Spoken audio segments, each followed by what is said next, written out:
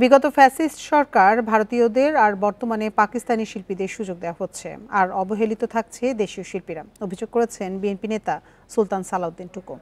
রাজনৈতিক মতাদর্শ বিবেচনা নয়, সব ধরনের শিল্পীদের সুযোগ দেওয়া হবে। সকালে মানিক মিয়া এভিনিউয়ে সবার আগে বাংলাদেশ কনসার্টের স্থান পরিদর্শন শেষে একথা জানান তিনি। তরুণ প্রজন্মের সামনে দেশীয় সাংস্কৃতিক ঐতিহ্যকে তুলে ধরতেই এই আয়োজন। এছাড়া কনসার্টের নিরাপত্তাকে কেন্দ্র করে মানিক মিয়া এভিনিউ সিসি ক্যামেরার আওতাভুক্ত থাকবে। আগামী 11 এপ্রিল একযোগে 4 বিভাগে এই কনসার্ট আয়োজন হচ্ছে বলেও জানান তিনি।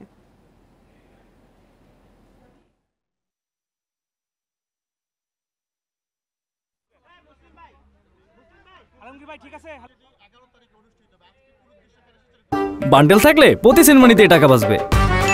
বিকাশ সেনমানি বান্ডেল কিনে জিতুন প্রতি লেনদেনে।